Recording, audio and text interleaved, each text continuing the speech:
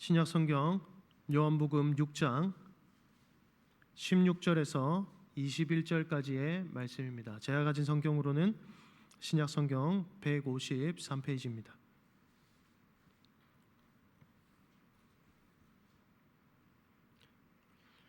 제가 한 절 여러분이 한 절 교독하고요, 마지막 절은 함께 읽도록 하겠습니다. 하나님의 말씀입니다. 저물매 제자들이 바다에 내려가서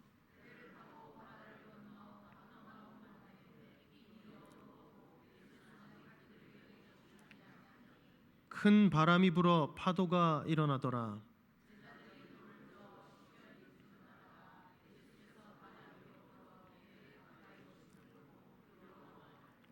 이르시되 내니 두려워하지 말라 하신대. 함께 읽겠습니다. 이에 기뻐서 배로 영접하니 배는 곧 그들이 가려던 땅에 이르렀더라. 아멘. 오늘은 우리를 위하여 사지로 들어오시다라는 제목의 말씀으로 함께 하나님의 말씀을 듣기를 원합니다. 오늘 이 말씀은 아주 유명한 말씀이죠. 예수님께서 물 위를 걸으시면서 물 위를 뚜벅뚜벅 걸으셔서 풍랑을 만나고 배를 타고 가다가 풍랑을 만났던 이 제자들에게 찾아오신 아주 유명한 말씀입니다. 오늘 이 말씀을 이 성경에 있는 한 인물의 예를 들어서 함께 좀 비추어서 보기를 원합니다. 성경에 이 욕심하면 딱 한 사람 대표적으로 떠오르는 인물이 있습니다. 그게 누구냐면 바로 야곱입니다. 욕심하면 딱 대표적으로 떠오르는 인물이죠. 야곱은 복받고 싶은 욕심이 굉장히 많은 사람이었습니다. 야곱은 오로지 자기가 그 복을 받고 싶어 했죠. 얼마나 복을 받고 싶어 했길래 이 형에게 팥죽을 팔아서라도 넘기면서 뭐라고 얘기하냐면 나에게 장자의 이 권리를 넘겨달라. 여러분, 그런다고 뭐 둘째가 장남이 되고 뭐 이런 건 아니잖아요. 그런데 야곱은 그 정도로 복을 많이 받고 싶어 했습니다. 그리고 이 욕심대로 행동했더니 죄를 낳았죠. 그가 부모님을 속이고 형제를 속이고 죄를 짓는 모습도 보여주게 됩니다. 그리고 그가 결국 있던 땅에서 도망가서 외삼촌 라반의 집으로 도망가야 했던 그런 모습을 보여줍니다. 그런데 여러분, 놀랍게도 이 에서와 야곱이 태어나기 전에 하나님께서는 이미 그 가족 모두에게 말씀을 주셨죠. 바로 이 두 번째로 난 자를, 나중된 자를 하나님께서 높이겠다라는 것이었습니다. 그러니까 하나님께서는 야곱을 이미 택하셨던 거예요. 야곱을 이미 택하셨습니다. 그것을 이삭도 들었고 리브가도 들었지만 놀랍게도 이삭과 리브가도 온전히 그 말씀을 믿었던 것 같지는 않습니다. 그걸 어떻게 우리가 알아볼 수 있냐면요, 이 이삭은 자기의 이 성향대로 첫째인 에서를 더 사랑했다, 아꼈다라고 합니다. 그리고 리브가는 또 자기의 성향에 따라 둘째인 야곱을 더 아꼈다, 이렇게 얘기하죠. 물론 누군가를 더 아끼는 것을 통해서 우리가 다 알 수 있는 것은 아니지만 그들에게서 그들의 모습을 통해서 한 가지 확실하게 알 수 있는 것은 무엇이냐면 그들이 지금 하나님께서 야곱을 통해서 계속해서 이 믿음의 계보를 이어가시려고 하는 그 말씀을 온전히 기억하지 않았던 것을 볼 수 있습니다. 그리고 그것은 야곱과 에서도 마찬가지였죠. 그리고 이 야곱은 그래서 자기의 욕심에 따라서 온전히 그 복을 받고 싶어서 취할 수 있는 모든 행동을 취하게 되는데요, 이게 바로 타락한 인간의 본성입니다. 타락한 모든 인간은 자기의 욕심을 따라서, 자기의 정욕을 따라서 행동하게 되죠. 내가 이것을 너무나도 갖고 싶고 내가 이렇게 살고 싶고 이것들을 얻어내고 싶다면 타인에게 어떠한 피해가 가고 내가 어떠한 죄를 짓는가는 그렇게 중요하지 않은 것 말입니다. 그래서 야곱은 가족들을 다 저버리고 아버지와 형을 속이면서까지 기어코 축복 기도를 받아내죠. 어쩌면 그게 뭐라고 말입니다. 그렇게 되니 야곱에게 어떤 일이 찾아옵니까? 형에게 죽임을 당할까 봐 도망가야 했습니다. 얼마나 비참한 것입니까? 여러분, 죄의 결과는 이토록 비참한 것이죠. 그 하나님의 언약 백성의 가족 관계에서 떨어져 나와 다시 이방 땅으로 도망가야 합니다. 야곱의 순전이 야곱의 욕심과 죄의 결과였습니다. 그런데 여러분, 야곱이 가다가 베델이라는 곳에서 하나님을 만나죠. 그러니까 하나님께서는 지금 야곱과 그 모든 가족들이 하나님을 온전히 믿지 못했고 말씀을 기억하지도 못했고 그리고 죄를 지어서 도망가는 와중에서도 하나님이 택하신 자를 버리지 않으시는 신실한 모습을 보여주세요. 베델에서 야곱에게 찾아와서 야곱에게 알려주시는 거죠. 내가 너와 함께하고 있다. 그래서 여기서 이 돌무더기를 쌓고 여기 이름을 베델이다, 하나님의 집입니다 라고 야곱이 얘기하는 거예요. 그렇게 야곱은 이제 좀 믿음으로 살아야 할 것 같습니다. 왜 그렇습니까? 그래도 하나님이 나와 함께 하신다는 것을 알았기 때문이죠. 야곱은 믿음으로 잘 살았을까요? 그렇지 않습니다, 여러분. 외삼촌 라반의 집에 가서 더 열심히 삽니다. 여러분, 우리는 성경을 통해서 글로 보기 때문에 야곱의 삶이 얼마나 치열했을지에 대해서 별로 생각하지 않지만 아무것도 없는 빈털터리로 가서 야곱이 거부가 된 것은 야곱이 얼마나 그가 14년 동안 독하게 살았는가를 알 수 있는 대목입니다. 한 명 라헬이라는 여인을 얻기 위해서 외삼촌에게 속아 7년을 일하고 또 라헬을 얻지 못하니까 레아를 먼저 얻고 나니까 7년을 더 일해서 라헬을 얻었습니다. 그는 그가 얻고자 하는 것을 반드시 얻어내는 성격이었던 것으로 보입니다. 독한 사람이죠. 자기가 욕심하는 것, 자기가 얻고 싶은 것, 그 모든 것들을 얻어내려고 합니다. 여러분 여기서 이러한 말씀들 중에, 이러한 이야기 중에 야곱이 하나님을 온전히 의지했더라, 기도했더라 라는 내용의 말씀은 단 한 구절도 나타나 있지 않습니다. 그러나 하나님은 야곱과 함께 하시죠. 그래서 야곱의 재산을 불려주시는 모습을 보여줘요. 외삼촌 라반이 이 소유에 대한 얘기가 나오니까 양과 이 염소가 얼룩진 것이 나면 그건 너 해라 라고 얘기하니까 하나님께서 얼룩진 것만 막 나게 해주시는 거예요. 하나님이 야곱과 함께 하시는 거죠. 그런데 야곱은 어떤 일을 행하는 줄 아십니까? 신풍나무잎이라고 번역되어 있습니다. 신풍나무잎을 양과 염소들이 먹는 물에다가 띄워놔요. 여러분, 이거는 그 고대 근동 사람들이 주술적으로 행하던 일들입니다. 야곱이 하나님을 의지한 것이 아니라 사실은 그 미신들을 다 따르면서 어떻게든 자신이 얻고자 했던 것을 필사적으로 얻어내려고 했던 모습이죠. 그리고 야곱이 많은 재산을 부를 축적하게 됩니다. 세상은 이러한 삶을 성공했다라고 얘기하죠. 그런데 여러분, 그 삶의 끝에 무엇이 있습니까? 라반과의 갈등 때문에 외삼촌 라반의 집에서 딱 나오게 되니까 야곱이 갈 곳이 없죠. 이제 갈 곳이 없으니까 어디로 가야 되겠습니까, 여러분? 바로 고향 땅에 가야 되는 거예요. 그런데 고향 땅에 누가 있습니까? 형 에서가 다 하고 버티고 있는 거예요. 에서는 야곱보다 훨씬 더 무력이 강한 사람이죠. 야곱이 돌아가면서 많은 고민을 합니다. 많은 고민을 해요. 그렇게 해서 야곱이 결국 자기가 살아남기 위해서 행한 저세술은 무엇이었냐면 야복강을 네 부대로 나눠서 자기의 재산과 자식들과 처자식들이 먼저 순차적으로 건너가게 해요. 그리고 형 에서가 오면 이거 선물이라고 다 드려라. 그리고 자기는 혼자 마지막에 남아있는 모습입니다. 야곱이 얼마나 필사적으로 자신이 살아남으려고 하는 자인지 아시겠죠, 여러분? 대단한 신앙인이 아닙니다, 여러분. 하나님의 말씀을 기억하지 못합니다. 하나님이 함께 하시는 것을 그의 눈이 어두워져 제대로 보지 못합니다. 그리고 야복강가에 혼자 남아 있습니다. 그리고 전전긍긍하고 있죠. 형 에서가 우리 가족들을 다 죽이고 나마저 죽이면 어떡하나. 그럼 다시 빈털터리가 되고 내 도망간다 하더라도 말입니다. 내가 어떻게 나를 보호할 수 있는가. 그는 그때 정말 누구라도 지나가면 붙잡고 싶었을 것입니다. 근데 다 그때 누가 지나가시죠. 누가 딱 지나가는데 야곱이 그를 붙들고 막 늘어지는 거예요. 여러분, 이게 한국에서의 씨름이 아니라는 건 다 아시죠? 그런 씨름이 아니라 그냥 이 사람을 붙들고 늘어지는 거예요. 나에게 복 주십시오. 나 좀 살려주십시오. 내가 절체절명의 위기, 사지에 내몰렸습니다. 라며 그를 밤새 붙들고 늘어지는 것입니다. 제가 예전에 설교하며 또 아이들에게도 가르쳤던 내용이 무엇이었냐면, 이 표현이 무엇이었냐면, 야곱은 그 자리에 석가모니가 지나가도 그렇게 붙들고 늘어졌을 거예요.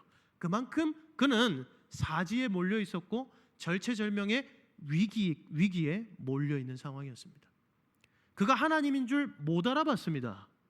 그런데 막 붙잡고 늘어집니다. 밤새 붙잡고 늘어집니다.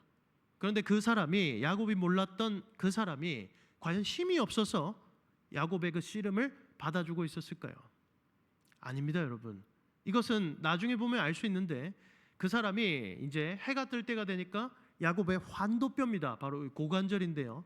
이 고관절은, 이 허벅지 뼈와 이 엉덩이가 연결되는 이 관절은 여러분 1톤 트럭이 지나가도 의학적으로 어긋나지 않습니다. 그런데 사람이 쳤는데 탁 어긋나죠.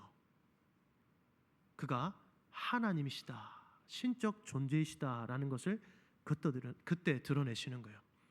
그는 야곱을 얼마든지 뿌리칠 수 있었습니다. 그러나 야곱에게 찾아오셔서 야곱의 밤새 그 야곱의 불신앙이 가득 들어있는 그 씨름을 하나님은 받아주고 계셨던 거예요. 야곱에게 찾아오셔서 받아주고 계셨습니다. 그리고 여기서 환도뼈, 이 허벅다리는요, 고대 근동 사람들에게, 그 지방 사람들에게 있어서는 인간의 강함을 상징합니다. 고대 근동 사람들은 이 넓적다리에다가 손을 얹고 맹세하기도 합니다. 내가 나의 강함을 두고 맹세합니다, 이런 뜻입니다. 그러니까 하나님은 지금 무엇을 부수신 것입니까? 야곱이 자신의 강함과 복받고자 하는 욕심과 그 쟁취욕으로 죄를 지어서까지 살았던, 하나님을 의지하지 않고 살았던 그 모든 야곱이 헛되게 의지했던 강함을 그 자리에서 와르르 부숴버리신 거예요. 그때 야곱에게 자기 부인이라는 게 일어나는 것입니다. 꽝 하고 그가 그때부터는 절름발이로 살게 되죠.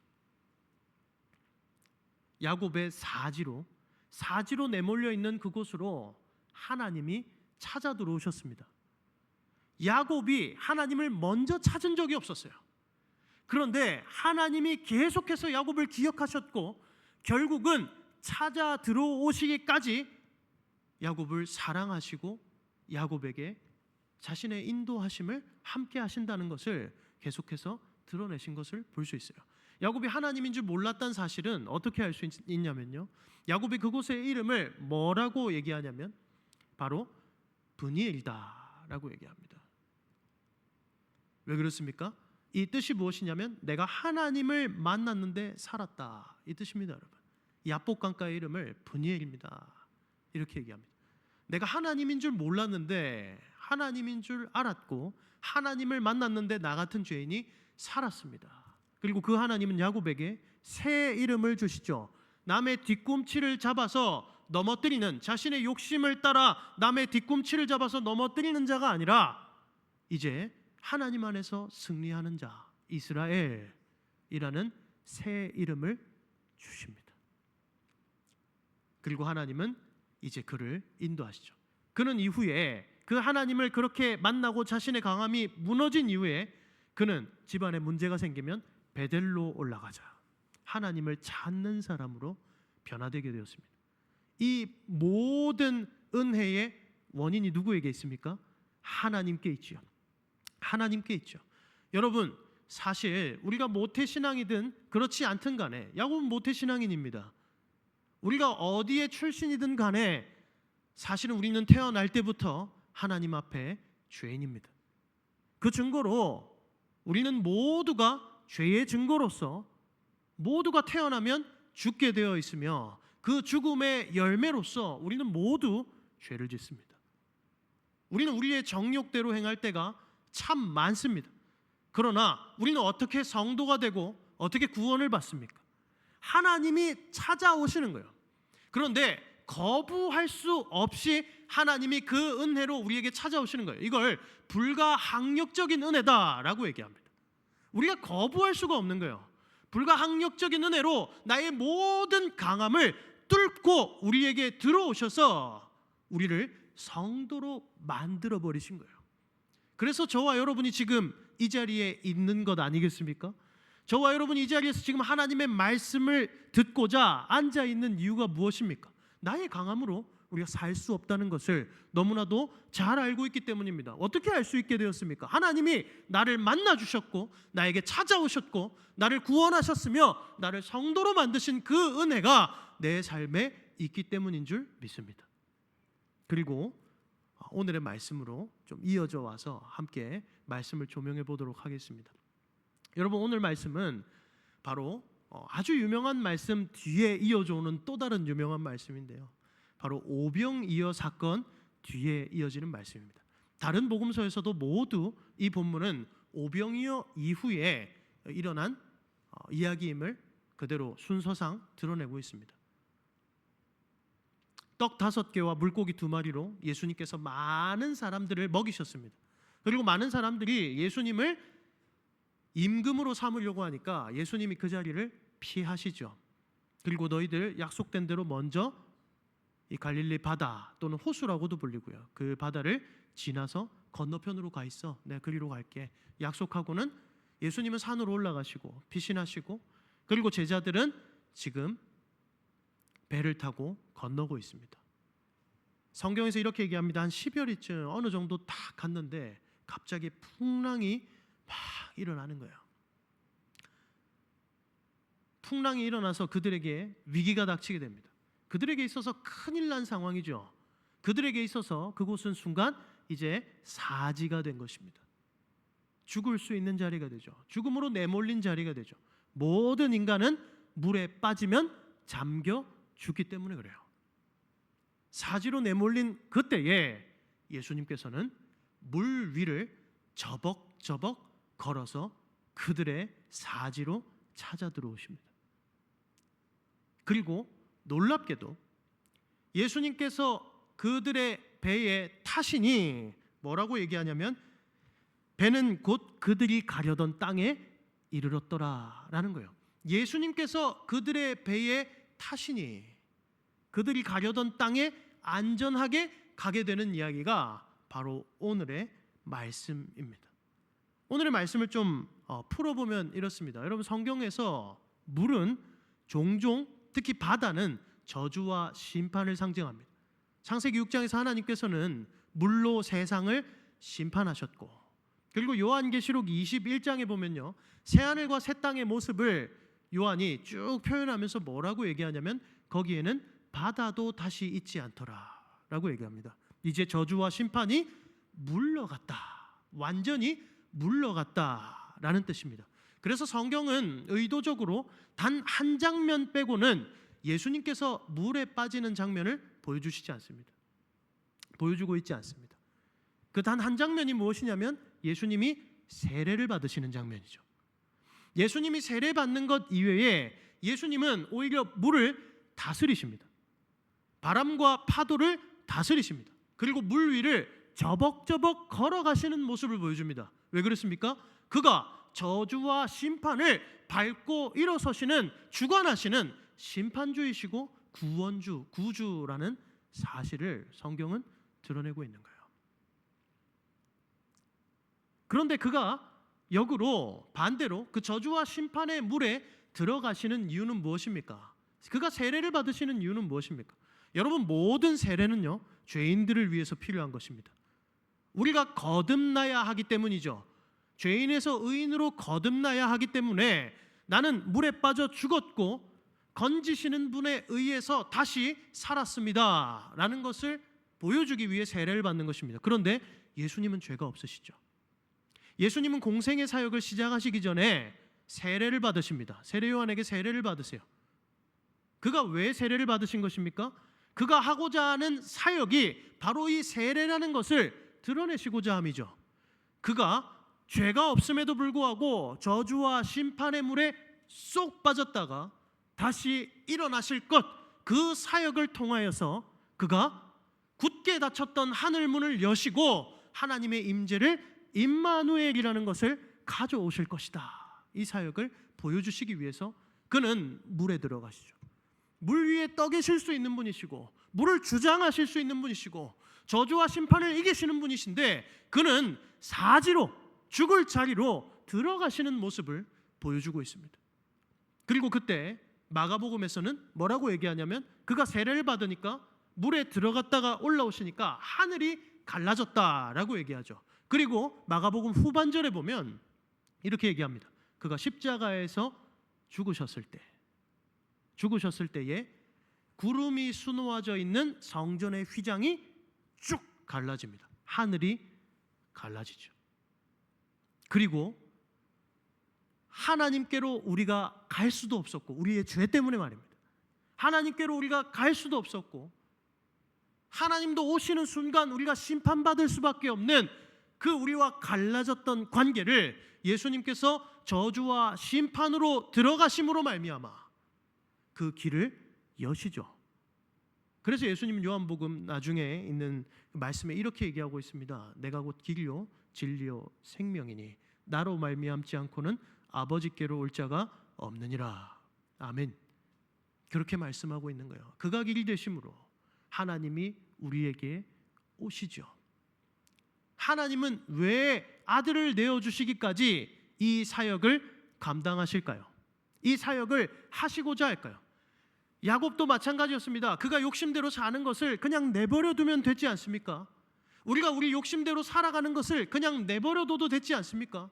제자들은 오병이어를 통해서 예수님의 놀라운 능력을 보았고, 그리고 예수님께서 이전에 이미 바람과 파도를 잠잠케 하시는 것도 경험했습니다. 그런데 예수님께서 뚜벅뚜벅 걸어오시니 그들이 뭐라고 그들에 대해서 표현하냐면 그들이 두려워하였다라고 얘기하고 있어요. 그들이 여전히 예수님에 대한 믿음이 온전하지 않은 것을 볼 수 있죠. 예수님의 그 하나님 되시는 능력을 그렇게 보았음에도 불구하고 그들은 여전히 믿지 못하고 두려워하고 있습니다. 그들에게 예수님께서는 이렇게 말씀하십니다. 내니 두려워하지 말라라고 얘기합니다. 이것은 조금 중요해서 제가 말씀드리는 것인데요, 헬라어로는 에고에임이다라고 되어 있어요. 에고에임이라고 표현되어 있습니다. 이 말은 신적 존재에게 신적 존재를 지칭할 때 쓰는 말이에요. 근데 예수님 스스로에게 나는 에고에임이 나다, 나는 나다 이런 뜻인데요. 이걸 풀어서 얘기하면 결국 무슨 뜻이 되냐면 나는 하나님이니 두려워하지 말라라고 하시면서 그들이 어찌할 수 없는 그 물을, 저주와 심판을 저벅저벅 밟아서 그들에게 들어오시고 그들의 배에 예수님이 탄 순간 그들의 배는 안전해지는 것입니다. 그리고 안전히 그들이 가려고 했던 약속의 땅으로 들어가게 되는 것이죠. 예수님께서는 결국에는 이 사역을 십자가에서 온전히 완성하십니다. 그는 도살장에 끌려가는 어린 양과 같이 아무 말도 하지 않고 그에게 불리한 증언만을 하며 십자가로 사지로 들어가십니다. 여러분, 그 사지에는, 십자가라는 죽을 자리에는 원래 누가 있어야 합니까? 바로 저의 자리입니다. 바로 저희들의 자리 아니겠습니까? 우리가 죄인이기 때문에 우리가 그 자리에 못 박혀야 하는데 예수님께서는 그 사지로 들어가시고 우리를 밖으로 안전히 피신시키시고 그는 죽으시는 거예요. 그는 고난받으시고 죽으시고, 심지어 베드로전서에는 뭐라고 얘기하냐면 그가 음부에 가셨다. 옥에서도 하나님의 아들로 선포되셨다라고 말씀하고 있습니다. 그가 왜 우리가 가야 할 곳을 대신 갔습니까? 그는 왜 우리를 구원하기 위하여 언제나 사지로, 더러운 곳으로, 죽을 자리로 계속 찾아 들어오시는 것입니까? 요한복음 3장 16절은 이렇게 말씀하고 있습니다. 그 이유에 대해서 이렇게 말씀합니다. 다들 잘 아시는 말씀이죠. 하나님이 세상을 이처럼 사랑하사 독생자를 주셨으니 이는 그를 믿는 자마다 멸망하지 않고 영생을 얻게 하려 하심이라. 아멘. 우리를 사랑하시기 때문입니다. 그래서 우리를 내버려 두지 않으시는 거예요. 우리는 온전히 믿지 못할 때도 많습니다. 여러분, 우리가 지금 삶을 살아가면서 우리가 예수를 믿었고 구원을 받았지만 우리는 계속해서 어린아이가 걸음마를 시작하고 이제 막 걸음마를 시작하면 너무나도 위험하듯이 그렇게 위태위태하게 살아갈 때가 참 많습니다. 자꾸 날카로운 곳으로 향해 가고 쉽게 넘어지고 부모가 눈을 못 떼는 그 아이들처럼, 이제 막 걸음마를 시작한 그 아이들처럼 우리도 그렇게 살아갈 때가 참 많지요. 우리 삶의 사지는 두 가지가 있습니다. 첫 번째로는 이 육신을 입고 살아가면서 경험하는 여러 역경과 고난입니다. 이것은 우리의 육신의 연약함이 될 수도 있고요, 병에 의해서 아픈 것이 될 수 있고, 물질의 궁핍함이 될 수 있고, 관계의 어려움이 될 수 있고, 여러 우리 삶의 역경과 고난들이 있잖아요. 그런데 이것만이 사지가 아닙니다. 우리는 이것을 붙들고 하나님께 언제나 기도하지요. 하나님 이거 해결해 주십시오, 이거 도와주십시오. 그런데 우리가 훨씬 더 자주 임하는, 자주 들어가는 사지가 있습니다. 그것이 어디입니까? 바로 죄의 자리입니다. 여러분, 죄의 싹은 사망이다 라고, 죄의 결과는 사망이라고 성경은 분명히 말씀하고 있습니다. 그런데요, 우리는 너무 쉽게 죄를 짓지요. 너무 쉽게 죄에 무너지지요. 그런데 하나님이 보시는 죄의 기준은 얼마나 엄격합니까? 여러분, 율법은 세상의 헌법보다도, 그 위에 있는 우리의 양심보다도 더 위에 있는 상위의 법이 하나님의 율법입니다. 율법의 엄격함을 십계명에서 바로 볼 수 있는데요, 십계명의 마지막 계명이 무엇입니까? 내 이웃의 것을 탐내지 말라라는 거예요. 여러분, 누군가의 것을 탐낸다라는 것은 아직 행동으로 나온 죄가 아니잖아요. 우리의 마음 속에 있는 죄잖아요. 우리의 마음에 탐심이 있는, 내 마음에 이런 죄를 지었어도 아주 심각한 대표적인 죄라는 것을 하나님께서는 십계명의 그 죄를 넣음으로써 알려주시는 거예요. 여러분, 우리 마음 속에 있는 것도 죄라면 우리는 얼마나 많은 죄를 짓고 살아갑니까? 여러분, 율법을 이렇게 두 개로 딱 펼쳐놓으면 하나님 사랑과 이웃 사랑입니다. 여러분, 우리는 누군가를 미워하지 않으며 죄를 짓지 않았다라고 생각할 수 있습니다. 여러분, 누군가를 사랑하지 않은 것 또한 죄입니다. 하나님의 법을 온전히 지킨 것이 아니죠.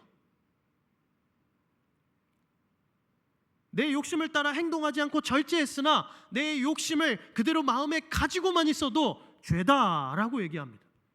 너희 마음에, 예수님께서는 산상수훈에 이렇게 얘기하세요. 너희들 간음하지 말라 하는 계명을 들었거니와 너희 마음에 음욕을 품는 자마다 이미 간음하였느니라 라고 얘기하세요. 우리는 이 죄에서 절대로 자유할 수 없습니다. 우리는 이 인생의 죽을 자리, 위험한 자리, 즉 사지에서 우리의 힘으로는 절대로 다시 일어나 저벅저벅 걸어 나올 수 있는 힘이 없습니다. 우리는 사지에서 풍랑에 떠밀려가는 배와 같이 그냥 위기에 떨면서 어떻게 하나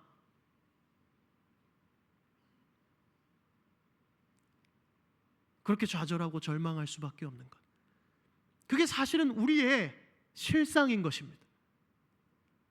그런데 이 자리로 저벅저벅 걸어 들어오는 분이 계시죠.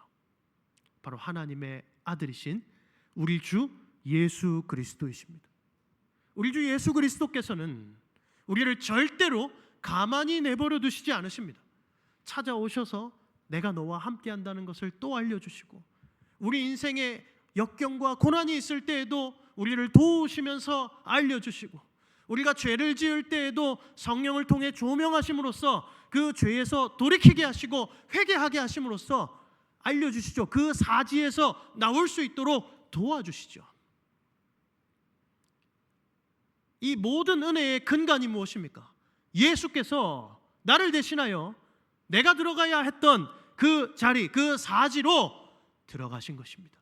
십자가를 지시고 죽으셨을 뿐만 아니라 사도행전에 자주 나오는 표현이죠. 부활의 복음입니다. 죽으셨을 뿐만 아니라 우리를 위하여 부활하심으로 그가 저주와 사망을 밟고 일어서고 이기셨다라는 사실입니다. 그리고 그 승리를 믿는 자에게는 은혜로 허락하신다라는 것입니다. 그래서 저와 여러분들이 하나님의 거룩한 백성인 성도로서 이 땅을 살아갈 수 있으며 하나님의 거룩한 자녀로서 하나님을 아버지라 부르며 이 땅을 살아가게 될 수 있는 것입니다. 주 안에서 사랑하는 성도 여러분, 우리의 성도됨이 그분께서 오직 우리에게 찾아오심에 있는 거예요. 그분께서 언제나 우리를 가만히 내버려 두지 않고 찾아오신 것에 있는 것입니다. 그분이 왜 여기까지 오셔야 합니까? 그분이 왜 더러운 여기까지 오셔야 합니까? 성경은 그분이 빌립보서 2장에 겸손하시다, 그리스도의 겸손함에 대해서 이야기하고 있습니다.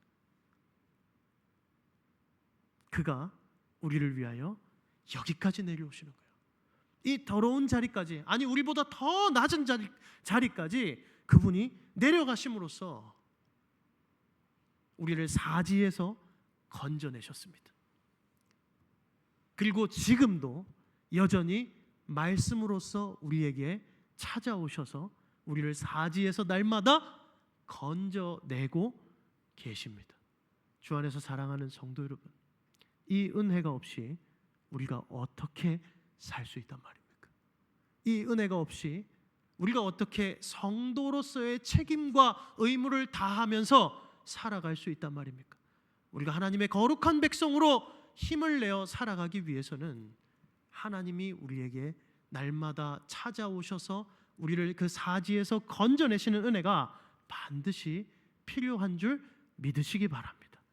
하나님은 야곱에게 그 일을 행하셨죠. 그리고 하나님이 우리에게 찾아오실 때 언제나 우리에게 이러한 현상이 생기는데요, 그게 무엇이냐면 자기 부인입니다. 야곱아, 너의 힘으로 살려고 하지 마. 꽝 하고 치시는 거예요. 여러분, 그러니 자기 부인은 우리가 여러분 좀 웃긴 표현으로 똥 참듯이 참는 게 아닙니다. 꾹 참고 안 하려고 하고, 여러분 이런 거는 금방 깨어지는 것을 너무나도 잘 아시잖아요. 우리의 결단 말입니다. 자기 부인은요, 하나님을 날마다 만날 때에 일어나는 것입니다. 하나님이 나에게 찾아오셔서 내 정욕을 제어하시고 죽여주셔야 되는 거예요. 그게 담임 목사님께서 요즘 자주 인용하시는 갈라디아서 2장 20절의 말씀을 통해서 확실히 드러나는 거예요. 내가 그리스도와 함께 십자가에 못 박혔나니 이제는 내가 사는 것이 아니라 그리스도께서, 내 안에 사시는 그리스도께서 사시는 것이라. 아멘이시죠? 그리스도께서 나에게 오시는 것, 여러분 이것이 옛날의 일이 아니라 바로 오늘 현재 지금의 일이어야 하는 것입니다. 날마다 우리가 겪어야 하는 일인 것입니다. 하나님이 이 사지에서 나를 건져내 주십시오. 나를 살려주십시오. 그 은혜가 있어야 내가 살겠습니다. 나는 하나님 앞에서 너무나도 연약하고 커다란 죄인입니다. 그러나 당신께서 나를 건져내어 주신다면 내가 의인으로서 살 수 있겠습니다. 그 건져내시는 그 십자가의 은혜를 의지할 때에 내가 비로소 온전한 사람으로서, 하나님의 사람으로서 살 수 있을 것입니다. 주 안에서 사랑하는 성도 여러분, 우리 인생 중에 겪는 사지가 참 많습니다. 그렇지 않습니까? 우리 많은 고난과 역경 속에서 우리의 힘으로 어찌하지 못하는 그런 상황을 만날 때가 많습니다. 여러분, 심지어 사람과 사람 간의 관계의 문제도 내 마음대로 잘 안 되잖아요. 오늘 하루의 나의 행동도 내 마음대로 잘 컨트롤이 되지 않지 않습니까, 여러분? 그게 사람인 거예요. 그런데 우리의 죄의 문제는 도대체 어떻게 할 수 있습니까? 자꾸 사지로 몰려가는 것 같습니다. 그리고 마귀는 우리를 계속 고발하고 종용합니다. 너 이런 존재밖에 안 되는 거야. 그런데요, 그 자리에 빛이 언제나 찾아 들어오시는 거예요. 저벅저벅 심판을 뚫고서 사지로 예수께서 걸어 들어오셔서 우리를 건져내시는 은혜가 우리에게 있기 때문에 저와 여러분이 지금 이 자리에 있을 수 있는 줄 믿으시기 바랍니다. 바로 그 은혜가 우리에게 있습니다. 올 한 해 우리가 또 새롭게 시작하는 의미를 가지고 지금 있지 않습니까? 여러분, 올 한 해 우리가 믿음 안에서 살아갈 때에 우리에게 가장 필요한 것이 무엇이겠습니까? 하나님이 나에게 오시는 것입니다. 그 하나님을 날마다 만나는 것입니다. 그리고 내가 경험하는 모든 사지로부터 즉각 건져냄을 받는 것. 그 은혜가 기반이 되어야 많은 신앙의 열매들을 풍성히 맺을 수 있는 줄 믿으시기 바랍니다. 그러한 은혜가 야곱에게 계속해서 찾아오셨던 그 은혜가, 제자들에게 물 위를 밟으시고 찾아오셨던 그 은혜가 저와 여러분의 매일의 삶 속에 충만하기를 주님의 이름으로 축복합니다. 기도하겠습니다. 사랑과 은혜가 풍성하신 우리 아버지 하나님,